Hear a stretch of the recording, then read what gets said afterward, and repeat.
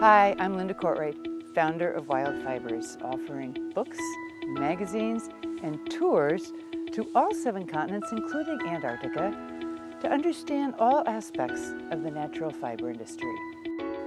Today starts a new chapter with video interviews, and we're excited to have the wild herd start to travel the globe with in-person interviews.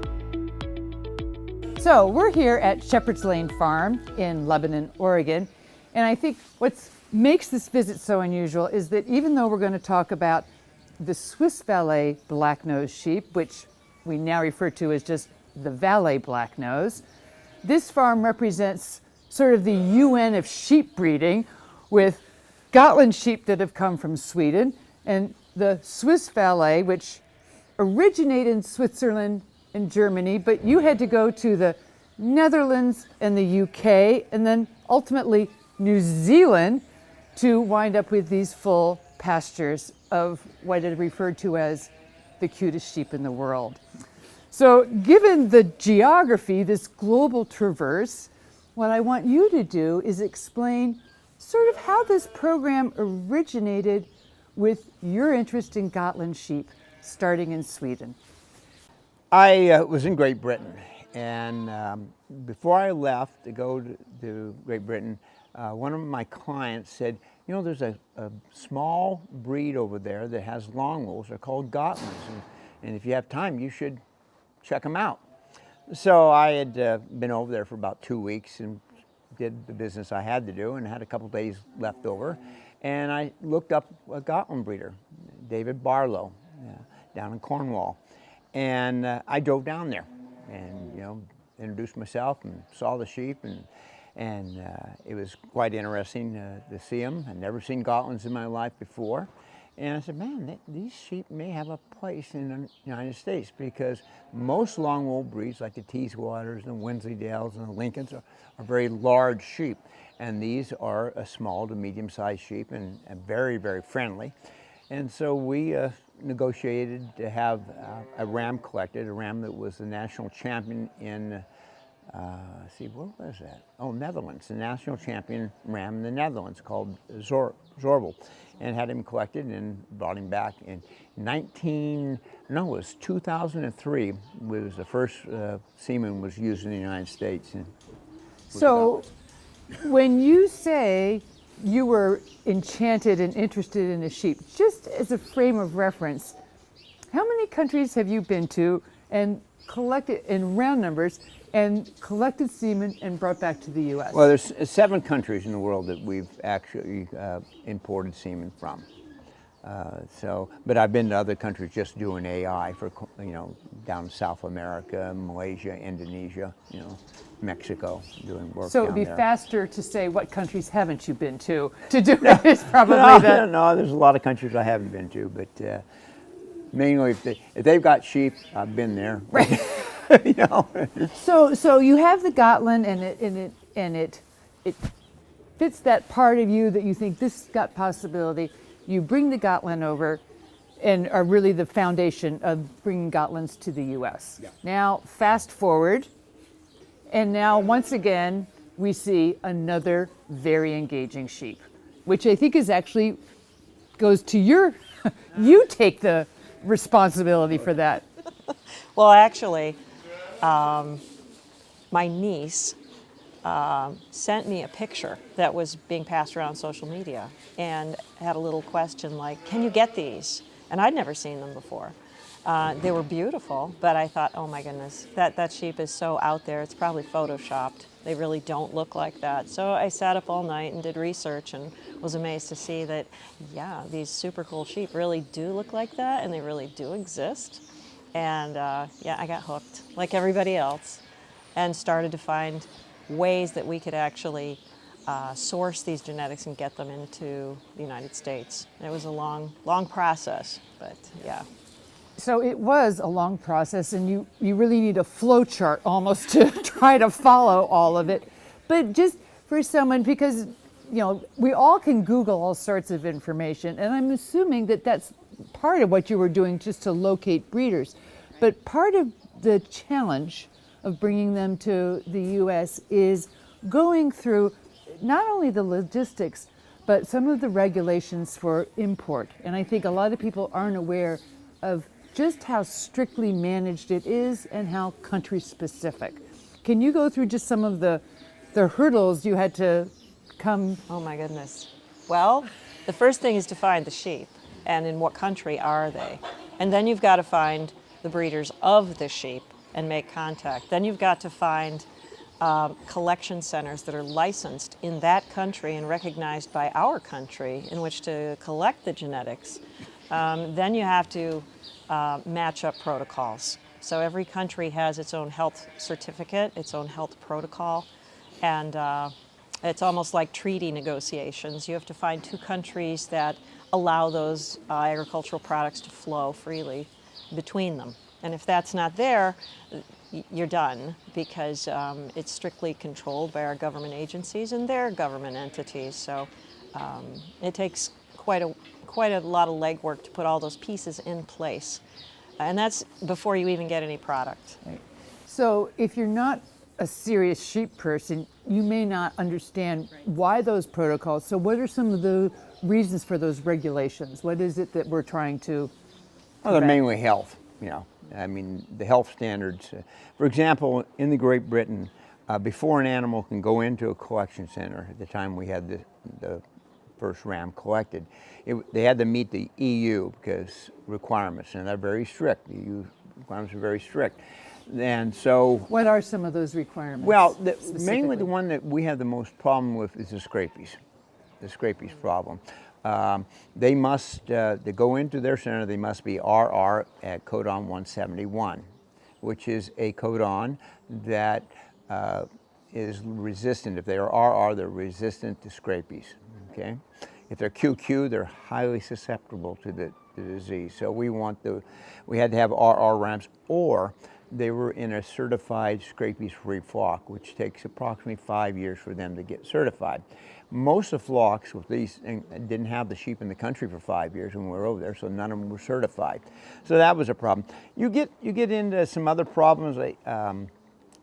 Here's a good example of how, when you're working with EU requirements, myself and a partner of mine in Great Britain wanted to bring in a new Gotland ram. Okay, he was setting in Denmark. Well, great, we'll get him in Denmark. Well, the EU requirements were that my partner had to have his truck inspected. He had to pass a driver's test to go over there and pick up this ram. Well, that was great.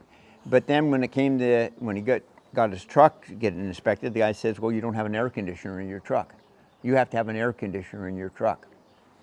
Well, in England where he was, no one had air conditioners, you know. And he said, oh my goodness, you know. Even though we were moving the animals in November, it had to have an air conditioner in it. So finally we got a horse transporter to bring our ram over. But you know, there's those small things you get into that really are cumbersome, but you just got to work around them.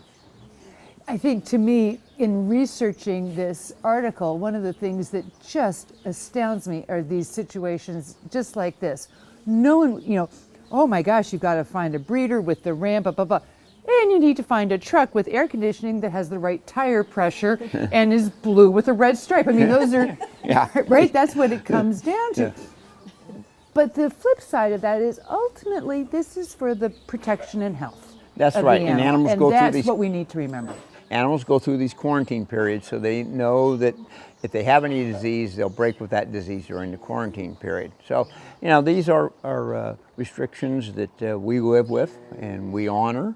We feel that we have a responsibility when we're bringing genetic material into this country that we're not introducing some disease that, you know, could cause a lot of economic damage to the sheep industry here. It could wind up being an epidemic in the sheep world. Yeah, Absolutely is what it could happen. So, going through this process, you finally find the ram, and it's got the genetics you want. It's this beautiful Valais Blacknose with the black nose, the black hocks, etc. It is ridiculously adorable, and you are ready to, you know, hit the start button. And then what happens? Oh, well, the first perfect ram that we found was imported into the UK, as really all of them were. However, this ram came from the Netherlands, and in order to collect an imported animal in Great Britain, we had to fulfill a bit of paperwork. So that animal's history had to be traced all the way back to its birth. And every single time it changed hands or holdings, the veterinarian that shifted that animal's physical presence on that holding had to sign off on the paperwork. So that wasn't really, that's not a normal thing people do. So in order to get him collected, we had to reconstruct that and go back to the Netherlands and get a veterinarian to sign off on each one of those holdings that there was no disease here and it's okay and he's healthy. And it just couldn't be done. It was too many pieces to put together. So that was the first hurdle that we did not get over. So we put him to work, and he made some beautiful sons, and we waited a full year. So we would have launched this project a lot sooner. Probably about 18 months earlier, we could have got that if ram. that one piece of paperwork was all that held it up. So now you've jumped through all of these hoops. Your timeline has sort of been, blown apart. And when the timeline gets blown apart, so does your wallet typically, right? Yeah, hemorrhaging. Right. And now they've taken the semen down to their local, FedEx delivery or DHL, whatever it is in the UK, and it comes to the US. And in the meantime, part two of the equation is that you have to have the ladies ready. And the ladies, now we're going to go back to how the Gotland come into this story. Yeah, you've got to have them synchronized, hormone synchronization. We do that. It's a precise timing to artificial inseminate sheep. So that's very important. In the case of the Valais, that tank was delayed so much that we were up to the wire, and actually we drove to Corvallis, got the tank, and drove immediately back here, and we were AIing sheep within 2 hours of that tank arriving us. And we were almost out of the window. We were almost out of the window. Yeah. We took a big gamble, and that was precise timing we had to do. And so, We were all about set an up. hour and a half, we got these done in about an hour and a half, went through $11,500 worth of semen in an hour and a half. AIing the sheep. And we were gambling that they were going to be, it was good enough if we'd get used pregnant. It was. Right. Yeah. And just one more thing going back to the Gotlands. So you had the Gotlands, but there was a reason why you chose, because you can access just about any, type of sheep. Why did you choose the Gotlands specifically to be is surrogate the right word in this case? To be, because at this point you're just using the semen, so it's going to be 50%, of a Valais Blacknose and 50% of its mother. And the Gotlands here, beautiful sheep, not entirely looking like a Valais Blacknose. And no, so we had Gotlands here. We're very impressed with the mothering ability, lactation of these ewes, the calmness of the ewe and everything else, and had great success with using artificial insemination with the ewes. So they were a breed that we were very interested. We also had Teeswaters. Normally when you start one of these upgrading programs, you like to have a breed that is as similar as possible. And one of the things, the Gotlands weren't that similar, but they did have the coarser wool and great mothering ability. That's why. That was the fertility and the mothering ability was it. And right now today, we have people that want to buy Gotlands so they can do embryo transfer work, because technicians are saying, man, just use those Gotland ewes. So now it's 2018 and you're thinking, I've now got 50% Valais here in the US. This is a big step for us sheep people. This is a pretty exciting thing. And now you're going to be able to do it all over again. Yep. That was the plan on paper. The plan on paper was that we would continue with the upgrading program because we had no other option at that time to get embryos in or live animals. So you went to that 50%, 75, 87.5, 93.75. upgrading program. And so we were in for the long haul.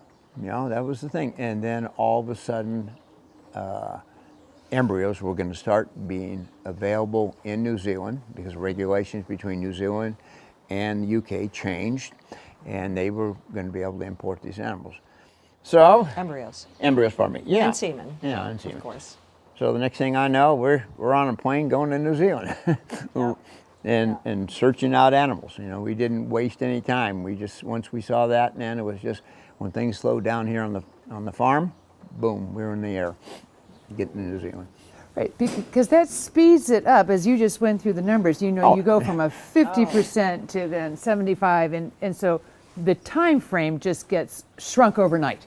It really does. Yes, it does. It was like riding a tricycle on the upgrading program. You make slow progress, but you keep on going. You go into the embryo transfer work, you've just jumped on a Harley Davidson. You're there. You're at 100%. Boom. So, not being able to bring in the live animals, and with COVID, now you're actually at a different phase, which is bringing in embryos, and the embryos wound up going back into our conversation into Gotland's.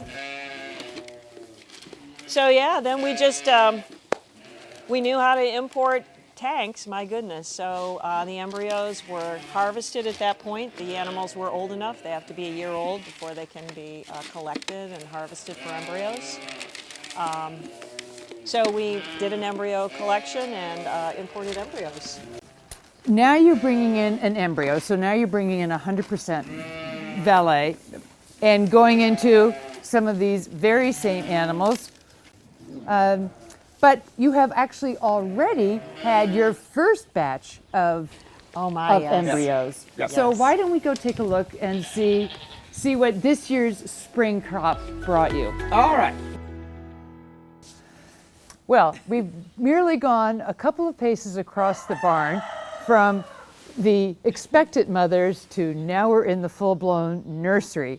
And without, trying to distract from this pretty adorable scene, explain to me why what you each have in your laps is really pretty a miraculous achievement at many levels. Well, They're the world's cutest sheep, and that's no one argues about that. they are pretty snuggly. This is a beautiful little ram. We just happened to snag from the mob, and you can see he's settled right in pretty nice now. But so this is a docile. purebred embryo lamb. This little girl is she's kind of special in her own right because she's one of the first lambs to be born from our yearlings from last year. So she was conceived and born in America. Yes, she's our first made in America little Valais from start to finish. So I think one of the things that, in addition to just the natural teddy bear panda bear appeal of them, is their personalities. Like you, I've certainly met a lot of different sheep breeds, and I was really not prepared for their nature, that it is compared to being dog-like, lap-like, like a golden retriever, and to be honest, I thought, well, I'm getting a sales pitch. That was my right. And in point of fact, truly to this day, I've never met an animal that has, these are lambs, so they're going to be snuggly. But even as adults, they are extremely affable and that just dog-like. Yeah, there's, when I've worked with, 32 different breeds of sheep personally, and these are the most docile, human-oriented breed. Now, there are other breeds that are very, docile, human-oriented. Mainly we did dairy breeds like the East Frisian.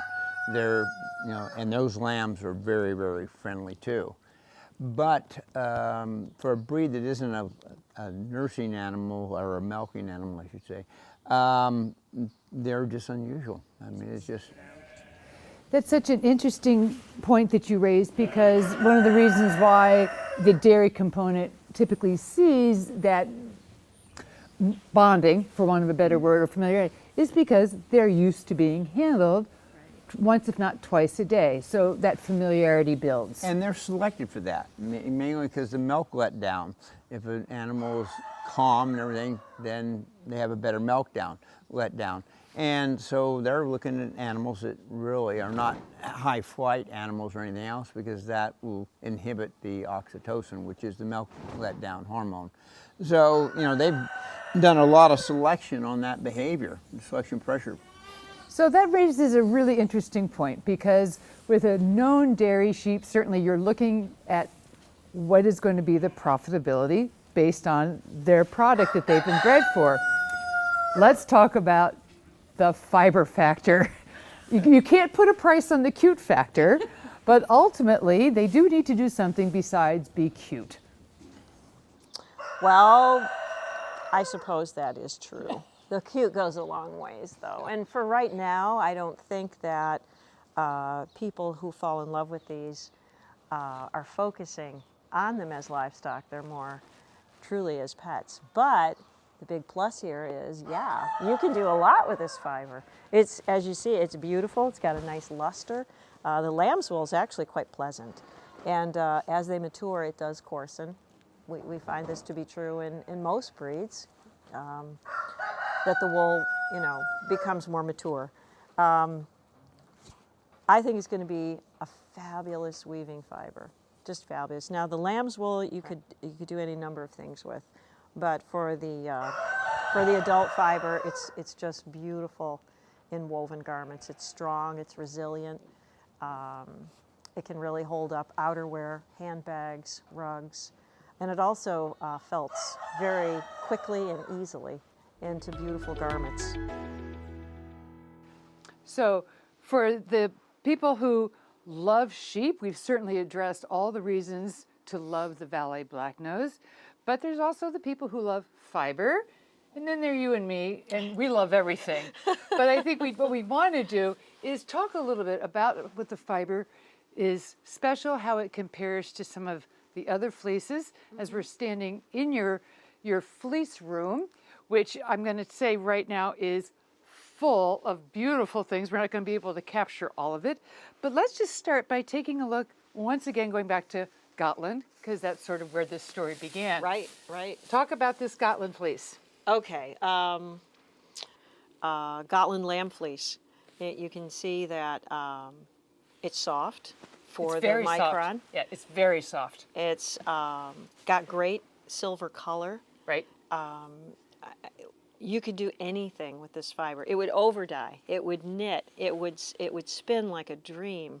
Yeah. So I have a friend who's a felter in Portland, and she created this piece in honor of the Valais.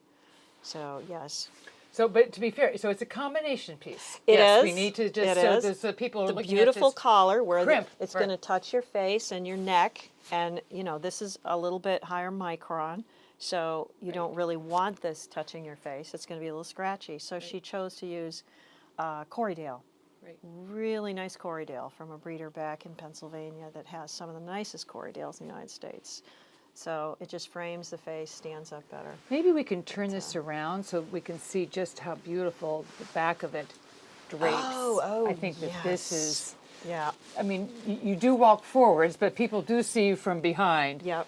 And that's really I've taken many a picture in airports of women with beautiful quite a garments stunning, on the back. But yeah, quite a, just gorgeous. So when I saw it, fell in love with it, and I said, "Geez, can we make a black Valais one?"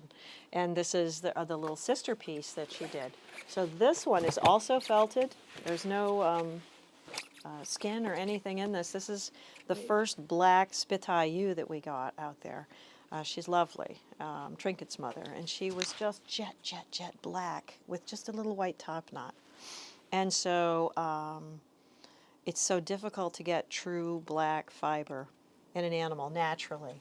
absolutely. And this was just the bomb. So she took this black Valais locks and felted this beautiful piece. She took a little bit of the more adult-like, coarser locks and felted them in to get some texture. And this was a real, almost black fleece that I got from a breeder just south of here who has Zwarble East Frisians. So this, we're going to distinguish this room as the fiber room. Yes. Versus where we're going to go next, which is the pelt room. But I think this is just a really nice overview of the type of fiber that, you know, the Valais produce. This absolutely luscious locks. It really is. It's stunning. I just love the fiber, and I'm the Teeswater addict. So I was worried about this because I was like, oh, am I going to really like that fiber? But now that I've started to work with it, spin it, wash it, create things out of it, I'm hooked. You're hooked. Yeah, I'm hooked. You're absolutely. Well, we need to take. So we're going over to the next room. All right? Persephone, Persephone. let's go, babe. Follow. Come on. We're follow. going to go. Here we go. Come on. Yeah, I know it's warm and cozy. You're going to get Here left we go. alone. Let's go. Let's go. All right, so now we're going to head into the pelt room. Yes. Right through this door. Into the next den of trouble. We really need to talk about why this room exists, and not only just from a breed standpoint, but really from a farmer standpoint. Well, from a farmer's standpoint, very basic is you try and use as many components of your animal as is possible. And a part of that is the pelt. So when we are doing a breed up program and a breeding program and we're selling breeding stock of any given breed, we choose only the best. And we have over 100, 125 ewes lambing. Obviously, there are going to be really beautiful examples, and there are going to be some that just aren't quite perfect enough to make it for breeding stock. Now, we try and get some of those animals into spinning flocks and into fiber homes, but ultimately, that's a component of having a farm operation, is that some of them go and are harvested for lamb meat. So it appalls me to have waste, and there are a lot of places where the pelts are not harvested. The economic value is not there, and they're composted or buried, destroyed, and that's always horrified me. So when we started having animals that entered the food chain, I began to find ways to harvest the pelts. I feel that it honors that animal's life to use everything off of them we possibly can, and so that's where this kind of sprung from, is we try and use everything that we can. So that's from the farmer's point of view. From an artist's point of view, the pelts are absolutely luscious. They're luscious. And if you look into the Gotland breed, you understand that that particular breed has been refined and bred and selected for pelt production. And that's really where they shine, are those lamb pelts. Yes. And in Sweden, that is their main source of income. But I do want to really take a few minutes here, because as someone who started off as a farmer, and my progression was knitter, farmer, spinner, to now looking at that big picture, you said something that's so important, and that is, not only do you not want to be wasting anything, and that holds true not just within the farming industry, but it really is to honor the animal. And I think when we look at those of us who have that view of, oh, well, wool is shorn, this isn't, the reality is actually much different than that. And how wonderful is it that in turn, yes, this is exactly what the animal produces in its original form, if you will, and whether or not you want this on the floor or turned into a garment. Recycling is one word we can use, but I think recycling has a somewhat of a negative connotation. Yeah. But this is really being true to our purpose here on Earth in terms of using everything.